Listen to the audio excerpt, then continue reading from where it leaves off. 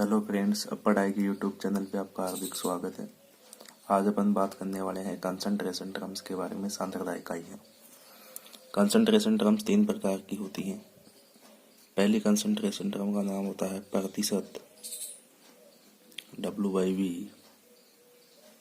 Unit. दूसरी सांद्रता इकाई का नाम होता है परसेंटेज, W/W यूनिट। और जो तीसरी सांद्रता इकाई जो होती है वो होती है परसेंटेज, V/V यूनिट। इन तीनों का अपन एक बेसिक मतलब ले लेते हैं। इन तीनों का बेसिक मतलब ये होता है कि ऊपर जो भी लिखा, चाहे W लिखा है, चाहे W लिखा है, चाहे V लिखा, ऊपर जो भी लिखा होता है वो विलय का लिखा होता है। ऊपर जो भी चीज आएगी वो किसकी आएगी? विलय के बारे में आएगी, विलय। नीचे जो भी चीज आएगी वो किसकी आएगी? विलयन की आएगी। नीचे जो भी चीज लिखी आएगी वो किसकी आएगी? विलयन की आएगी। परसेंटेज का मतलब बेसिक होगा, किससे होगा? ये 100 से होगा। तो इनका बेसिक मतलब हो गया। तो सबसे पहले अपन डिस्कस कर लेते हैं परसेंटेज, W/V यूनिट्स का। तो परसेंटेज W/V यूनिट्स के बारे में देखते हैं। तो परसेंटेज W/V यूनिट का यदि यहाँ से अपन फॉर्मूला लिखना चाहें, पर जो भी चीज़ लिखी गई है विलय की लिखी गई है, तो W मतलब भार है, तो यहाँ पे लिखा जाएगा विलय का भार। केमिस्ट्री में जो भी चीज़ आती है वो CGA सिस्टम में आती है। तो विलय का भार किस में आ गया? ग्राम में। नीचे जो भी चीज़ लिखी गई है वो किसकी लिखी जाएगी? विलयन की लिखी जाएगी। तो नीचे आ गया क्या? विलयन का भार। नहीं आके यहाँ पे आएगा विलयन का आयतन। सॉरी, नीचे भी है तो यहाँ पे विलयन का आयतन आ गया। किस में आ गया? ml में आ गया। और किससे गुणा हो गया? 100 से गुणा हो गया। तो ये परसेंटेज W/V यूनिट का आपके पास क्या आ गया? फॉर्मूला आ गया। यदि मैं एक काम करूँ, यहाँ पे परसेंटेज W/V इधर आ गया मेरे पास, मैंने ऊपर रख दिया विलय का भार।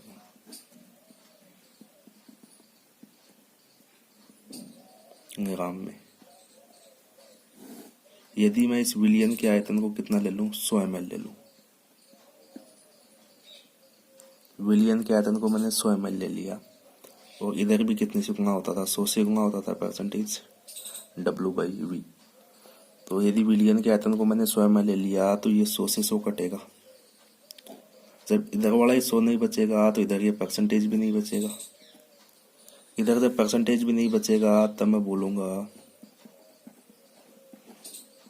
विलय का भार ग्राम में मेरे पास किसके बराबर आएगा? W/V के बराबर आएगा।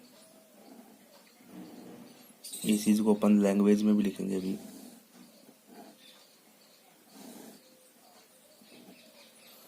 इसकी लैंग्वेज आएगी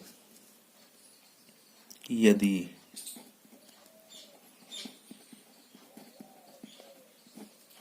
विलयन का आयतन, यदि विलयन का आयतन 100 ml हो तो उसमें विलय का भार,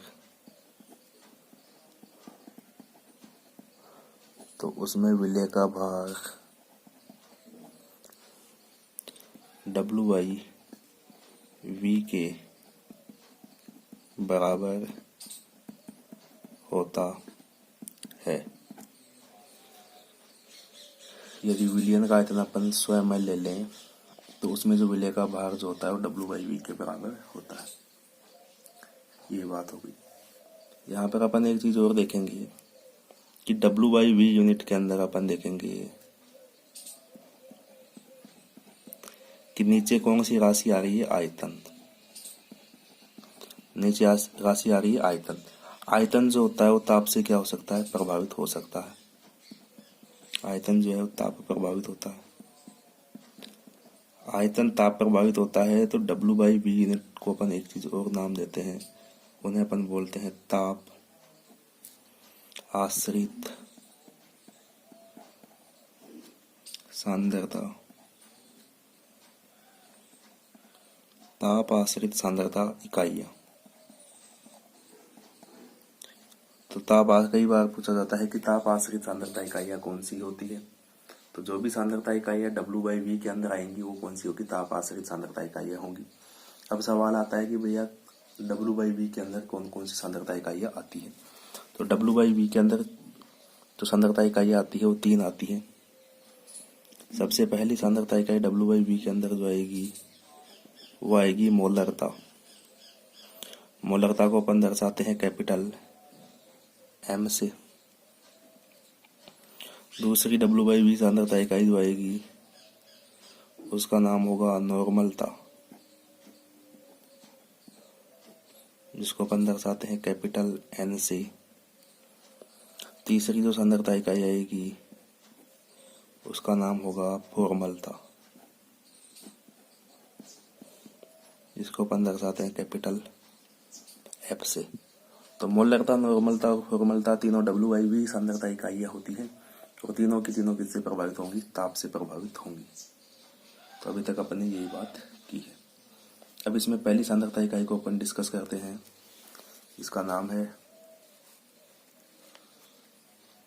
W/V सांद्रता इकाई में जब जिस पहली सांद्रता इकाई को अपन डिस्कस करेंगे वो आपके पास होगी मोलरता। तो कौन सी सांद्रता इकाई होगी, सबसे पहले वाली नाम हो गया मोलरता। तो नंबर 1 पॉइंट पे डिस्कस करेंगे मोलरता।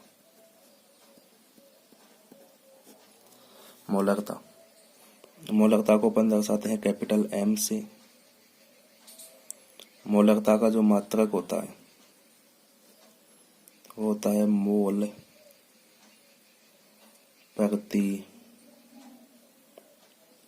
लीटर। तो मोलरता का मात्रक हो गया मोल प्रति लीटर।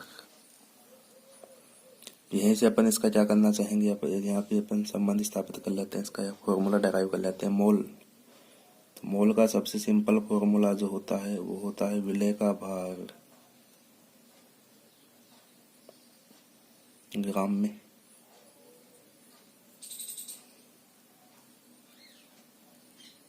इसमें किसका भाग दे देंगे अपन, विलेय के अनुभार का।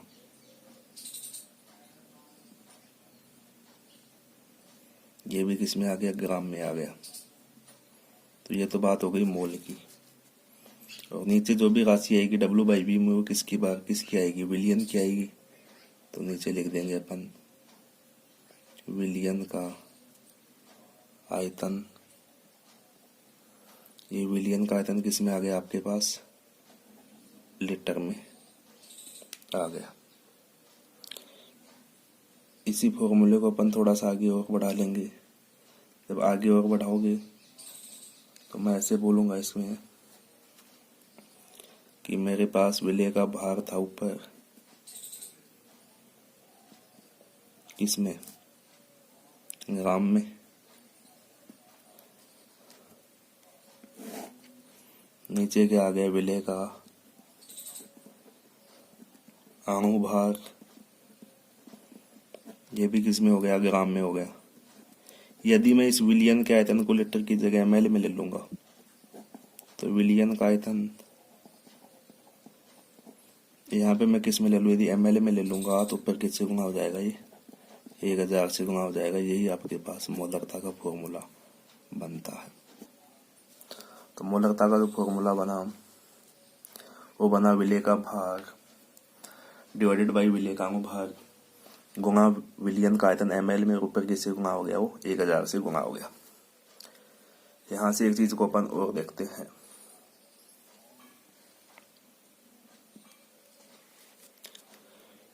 यहाँ से मैं विलेय के भार को कॉमन ले लूं, इसमें से कुछ राशि को मैं अलग कर लेता हूं एक बार। विलेय का भार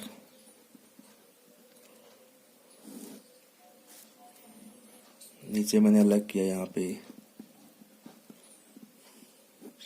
विलयन का आयतन ml में। ऊपर से मैं एक काम करता हूँ, 100 को लगा लेता हूँ, बाकी जो चीज़ बच गई उनको अपन साइड में कर लेंगे। 100 को लगा करने से ऊपर कितना बचा, 10 बचा, और नीचे क्या बचा, नीचे क्या बचेगा, विलय का अणुभार। तो नीचे क्या बच गया, विलय का अणुभार, ये बचा नीचे।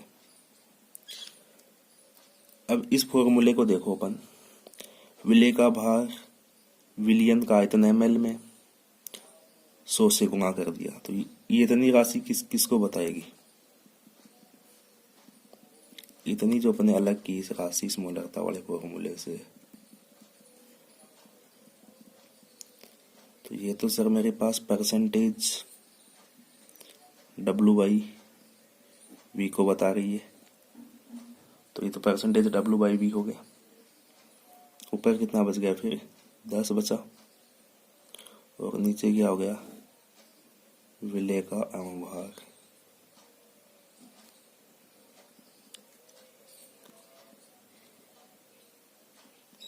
विलय का अणुभार, इधर क्या बच गई मेरे पास, मोलरता। तो मोलरता और परसेंटेज W/V का संबंध हो गया ये आपके पास।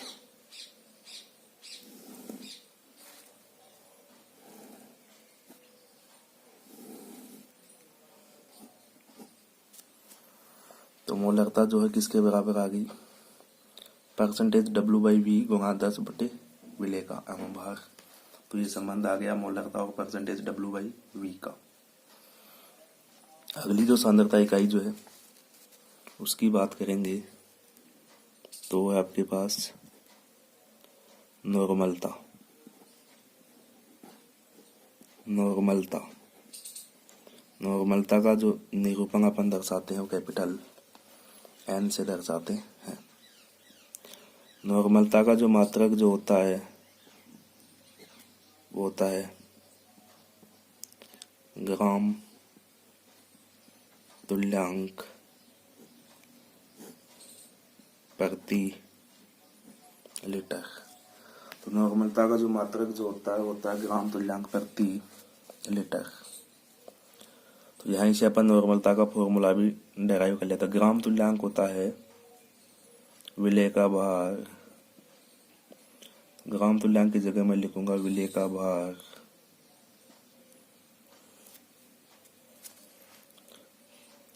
डिवाइड में लगेगा मेरे पास विलय का तुल्यांकी भार। ग्राम तुल्यांक निकालने का फॉर्मूला होता है विलय का भार अपॉन विलय का तुल्यांकी भार। ये विलय का भार भी ग्राम में लेंगे अपन, ये विलय का तुल्यांकी भार भी ग्राम में ले लेंगे।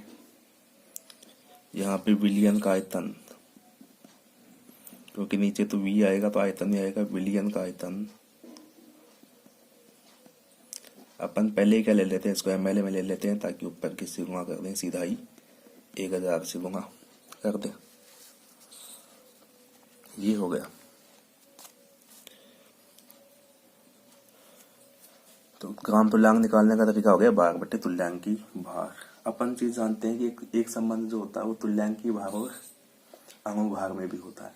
तो यदि मैं तुल्यांकी भार को यदि अणुभार से प्रतिस्थापित करना चाहूंगा तो कैसे होगा वो देखना।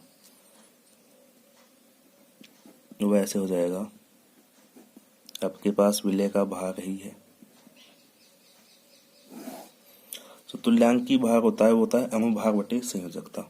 तो तुल्यांकी भार की जगह मैं लिखूंगा विलय का अणुभार। इसको मैंने संयोजकता से डिवाइड किया, यहाँ पे आएगी संयोजकता। जब संयोजकता से डिवाइड करूंगा तो संयोजकता कहाँ चली जाएगी, ऊपर चली जाएगी। ऊपर जाने से क्या संयोजकता हो गई, बाकी फॉर्मूला वैसे का वैसा। यहाँ पे कितना हो गया, 100 1000 हो गया। यहाँ पे क्या हो गया, विलयन का आयतन ml में हो गया। इस वाले फॉर्मूले में अपन एक बार संयोजकता को अलग करो।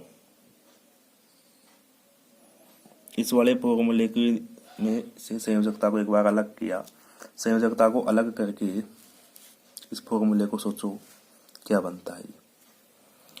विलेय का भार, विलेय का भार, विलयन का आयतन ml में 1000।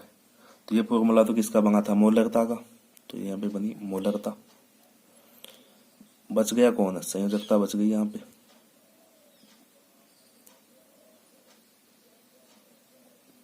ये होगी संयोजकता। और इधर ये फॉर्मूला किसका था, नॉर्मलता का। तो बहुत इंपॉर्टेंट रिलेशन आता है। नॉर्मलता बराबर होती है मोलरता गुना संयोजकता। ये जगह जगह काम आने वाला संबंध है कि नॉर्मलता और मोलरता में क्या संबंध होता है। तो नॉर्मलता बराबर होती है मोलरता गुना संयोजकता। अब हम आगे डिस्कस करते हैं चीजों को। तो यहीं पर अपने पास एक चीज आई है कि संयोजकता क्या होती है। संयोजकता, क्योंकि हमने देखा नॉर्मलता बराबर होती है मोलरता गुना संयोजकता। जब तक आप संयोजकता के बारे में नहीं जानोगे तब तक इस फॉर्मूले का कोई भी इंपॉर्टेंस नहीं रहेगा। संयोजकता अपन 4 चीजों के लिए ज्ञात करते हैं। सबसे पहले किसी भी आयन के लिए अपन संयोजकता ज्ञात करेंगे। आयन होते हैं 2 प्रकार के आयन होते हैं। एक आपके पास होता है धनायन, एक आपके पास होता है ऋणायन।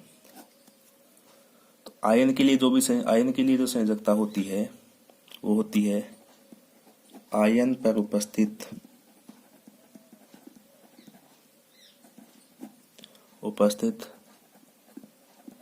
आवेश का परिमाण ही आयन की संयोजकता होती है। जैसे बात करेंगे एल्यूमिनियम प्लस 3 एक आयन है। तो इस आयन पे कितना आवेश है, आयन पे आवेश है +3, लेकिन +3 का परिमाण कितना हो जाएगा, 3। तो इसकी संयोजकता होगी। अपन बात करेंगे सल्फेट -2। तो सल्फेट -2 इस आयन पे चार्ज कितना है, -2। सल्फेट आयन है तो सल्फेट आयन पे चार्ज कितना है, -2, लेकिन उस आवेश का परिमाण कितना है, आवेश का परिमाण है 2। तो इसकी संयोजकता कितनी होगी, 2। हम बात करेंगे फॉस्फेट आयन की। तो फॉस्फेट आयन पे आवेश कितना है, -3, लेकिन उस आवेश का परिमाण कितना है, तो आवेश का परिमाण है 3। तो संयोजकता कितनी होगी, 3। आयन चाहे धनायन हो चाहे ऋणायन हो, धनायन या ऋणायन पर उपस्थित जो आवेश होता है उस आवेश का जो परिमाण जो होता है वो इस आयन की क्या होती है, संयोजकता होती है। दूसरी बात, अपन अम्ल के लिए संयोजकता ज्ञात करेंगे। अम्ल के लिए संयोजकता क्या होती है, अम्ल के द्वारा दिए गए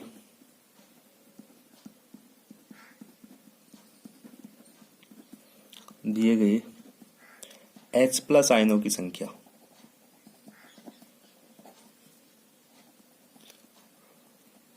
अम्ल के द्वारा दिए गए H+ आयनों की संख्या ही क्या होती है, अम्ल की संयोजकता होती है। जैसे अपन बात करेंगे HCl।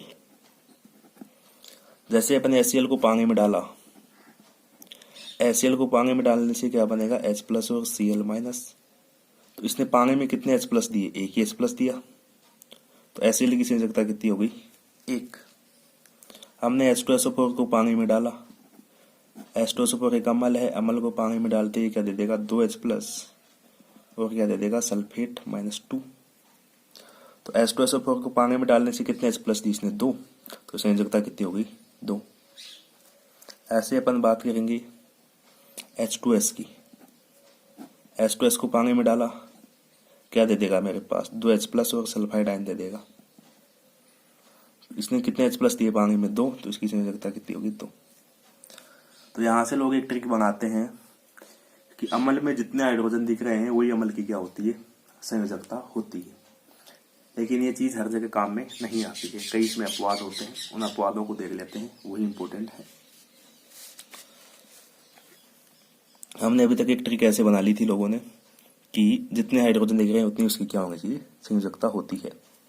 तो इसके लिए अपवाद आएगा H3PO4, H3PO3, H3PO2।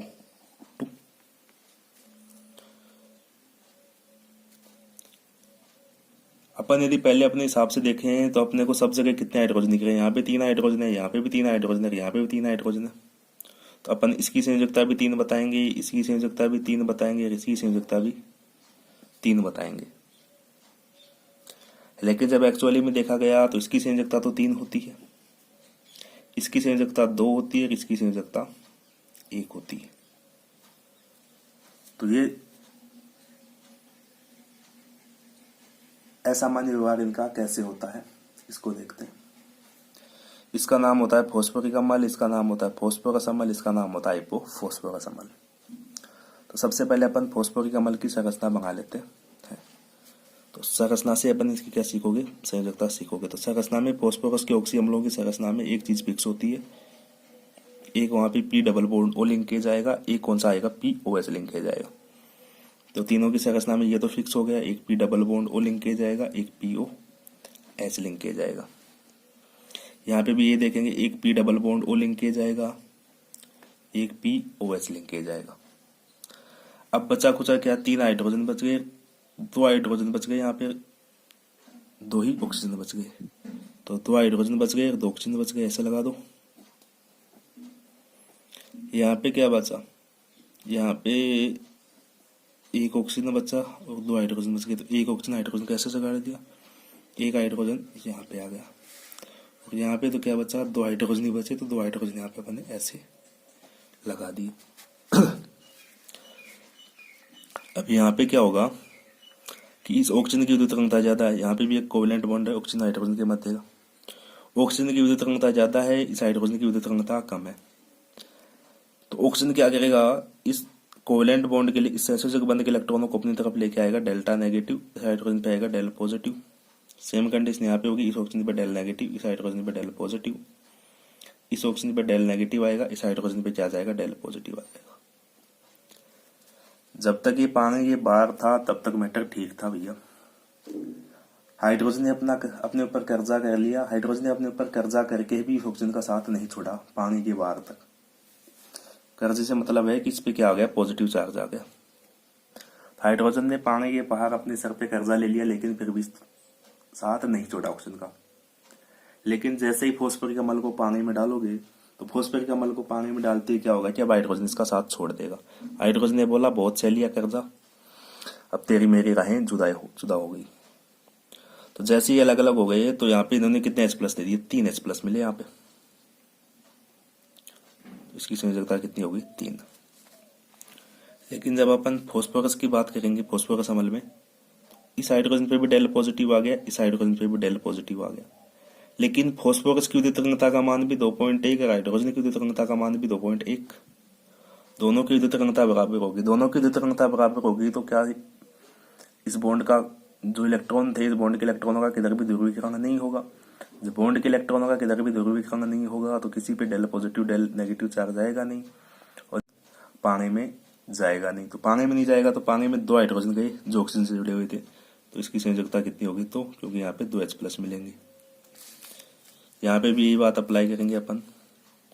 तो इसी हाइड्रोजन पे डेल पॉजिटिव चार्ज आएगा, इन दोनों हाइड्रोजन पे कोई भी चार्ज नहीं आएगा क्योंकि हाइड्रोजन और फॉस्फोरस की विद्युत तरंगता कितनी होती है, 2.1। तो यहाँ पे 1 ही H प्लस मिला, तो संयोजकता कितनी हो गई इसकी, 1। तो इसकी संयोजकता हो गई कैसे कि एक ट्रिक इसकी साइंटिफिक भाषा में यदि अपन बात करना चाहें तो H प्लस वही प्राप्त होता है जो अधिक विद्युत रंगी तत्वों से जुड़ा हुआ हो। तो यहाँ पे H हाइड्रोजन से जुड़ा हुआ है, यहाँ पे जो हाइड्रोजन है ऑक्सीजन से जुड़ा हुआ, मतलब अधिक विद्युत रंग से जुड़ा हुआ है। यहाँ पे जो हाइड्रोजन था अपने से समान विद्युत रंगता वाले तत्वों से जुड़ा हुआ है। जब हाइड्रोजन अपने से समान विद्युत रंगता वाले तत्वों से जुड़ा हुआ हो या अपने से कम विद्युत रंगता वाले तत्वों से जुड़ा हुआ हो तो वहां पे जो है H प्लस के रूप में बाहर नहीं आता है। H प्लस के रूप में वही बाहर आता है जब वो अधिक विद्युत रंगी तत्व जैसे फ्लोरीन हो गया, जैसे ऑक्सीजन हो गया, जैसे नाइट्रोजन हो गया, वहां से जुड़ा हुआ हो तभी वो बाहर आता है। इसके बाद एक और अपवाद आता है यहाँ पे इसी अम्ल सीरीज में, वो आता है बोरिक अम्ल का, बोरिक एसिड।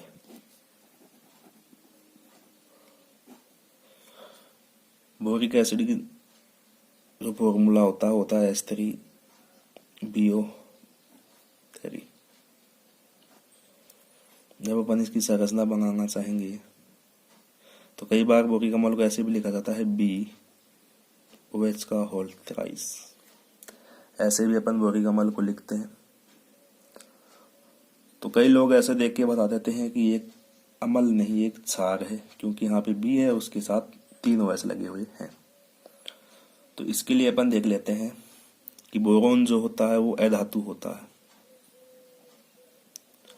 बोरोन है अधातु है, अधातु का 3 OH लगे, मतलब अधातु का हाइड्रोक्साइड जो होते हैं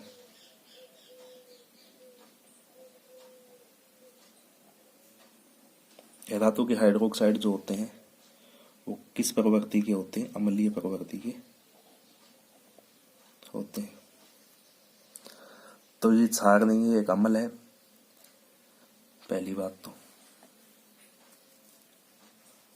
दूसरी बात यह है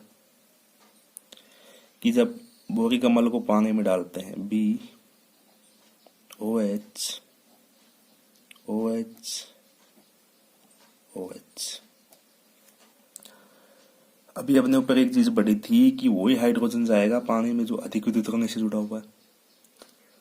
तो यहाँ पे तो 3 हाइड्रोजन किससे जुड़े हुए हैं? ऑक्सीजन से जुड़े हुए हैं। तो हमने सोचा तो ये था कि जब इसको पानी में डालेंगे तो अपने को कितने H+ प्राप्त होंगे? 3 H+ प्राप्त होंगे। लेकिन वास्तव में ऐसा नहीं होता है। वास्तव में क्या होता है वो देखते हैं। जैसे इसको पानी में डाला तो जल में क्या होगा? एक H+ होगा, एक OH- होगा। यहाँ पे अपन देखोगे तो इसके पास कितने इलेक्ट्रॉन है? 6 इलेक्ट्रॉन है। अभी 6 इलेक्ट्रॉन है। तो इसका अष्टक कैसा है? बोरिक अम्ल का अष्टक जो है वो अपूर्ण है। बोरिक अम्ल का अष्टक कैसा है? अपूर्ण है।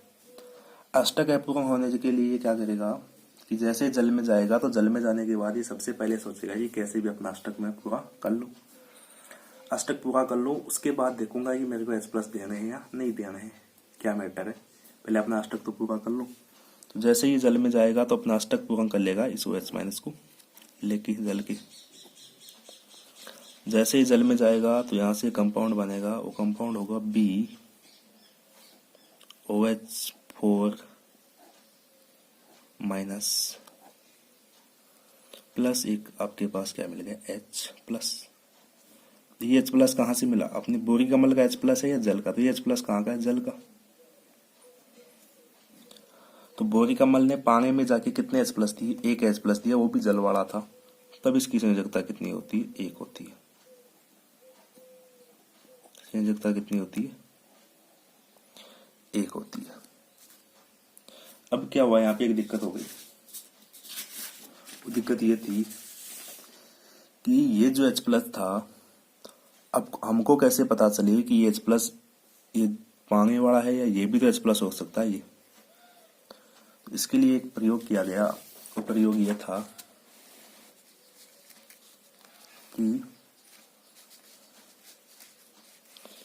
प्रयोग ये था कि इस बार अपने बोरिक अम्ल को जो था BOH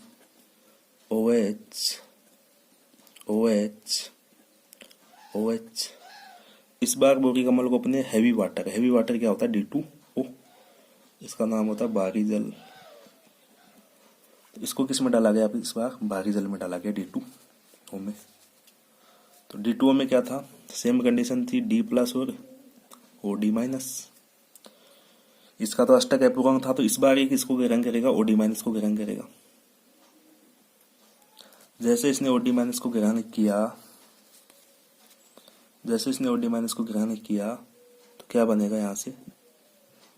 BOH3 OD- ये बनेगा।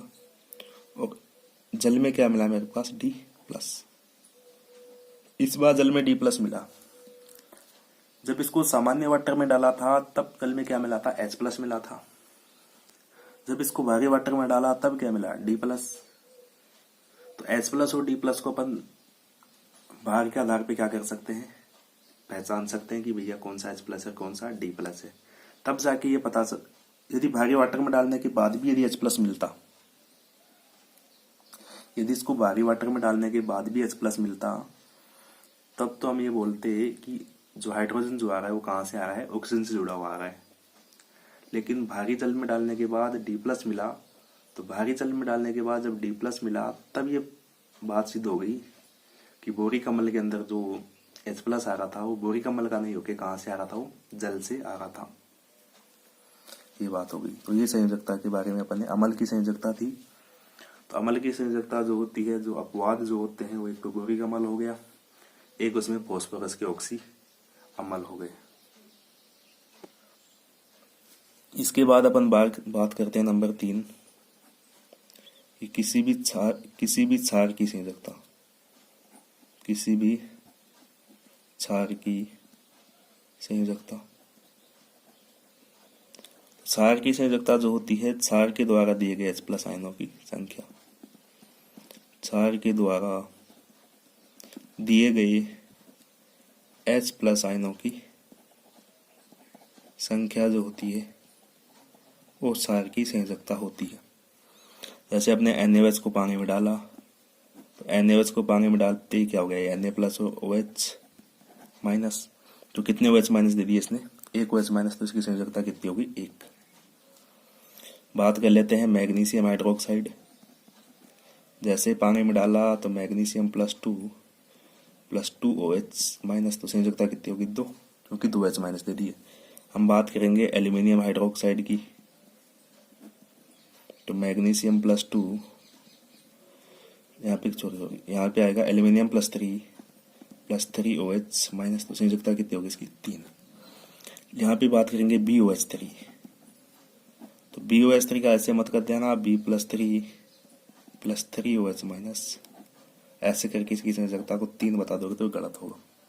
BOH3 है क्या, यही तो है H3BO3। तो ये तो एक अम्ल है या क्षार है, तो एक अम्ल है, तो इसकी संयोजकता कितनी होती है, 1। अभी अपन ने बात किया था बोरिक अम्ल की। क्योंकि एल्यूमिनियम हाइड्रोक्साइड जो है, एल्यूमिनियम क्या है, धातु है,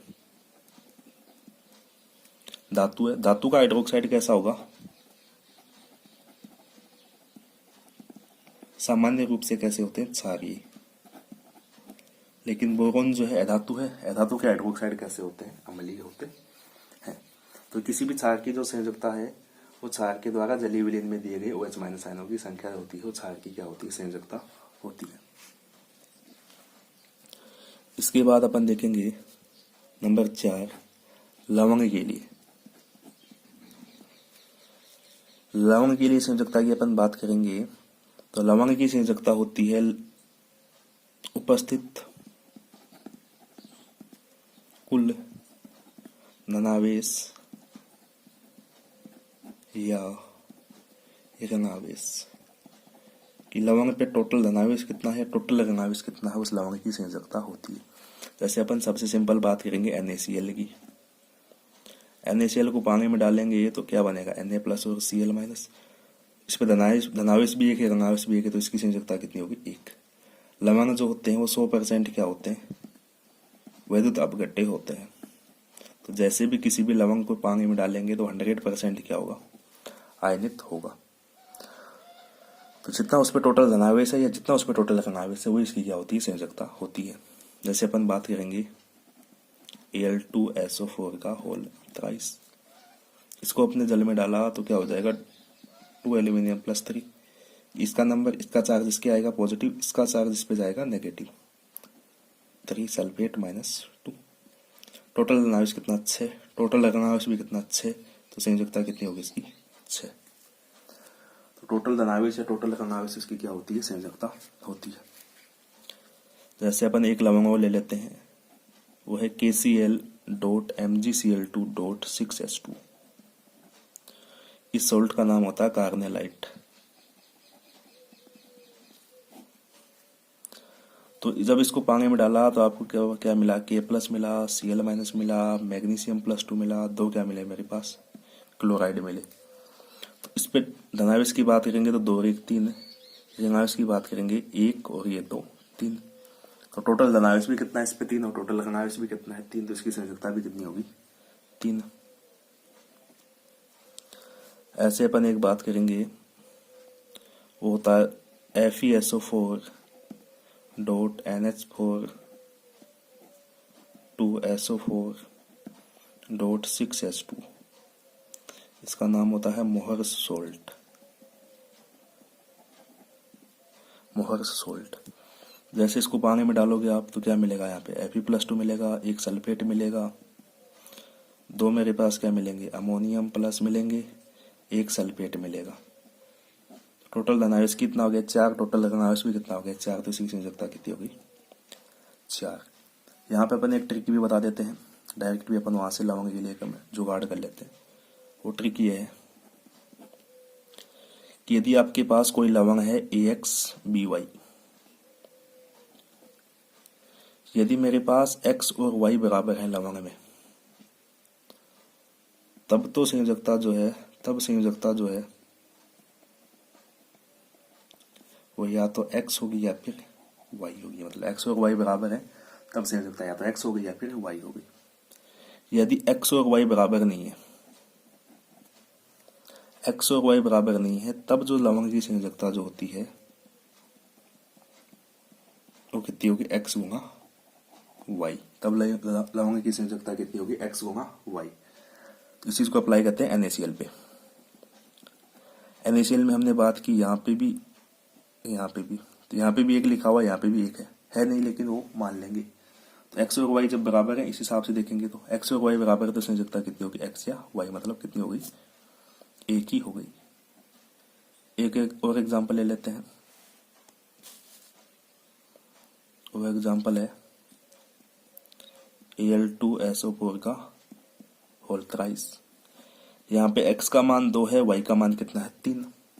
इस हिसाब से देखेंगे तो X और Y जो है इसमें बराबर है या नहीं है, तो इसमें बराबर नहीं है क्योंकि X का मान 2 है, Y का मान कितना है, 3। जब X और Y बराबर नहीं होते तब संयोजकता कितनी होती है, X गुना Y। तो 2 गुना 3 कितनी आ गई, 6। तो यहाँ पे भी तो अपन ने सही संयोजकता निकाली थी, जब इसको अपन ने तब भी संयोजकता कितनी आई थी, यहाँ पे 6 आई थी। तो यहाँ पे भी संयोजकता कितनी आ गई इसकी, 6 आ गई। तो ये हुआ आज आपके पास मोलरता की बात हो गई, नॉर्मलता की बात हो गई, परसेंटेज W/V की बात हो गई। इसके बाद जो भी होगा वो आगे के वीडियोज में डिस्कस होगा। Thank you.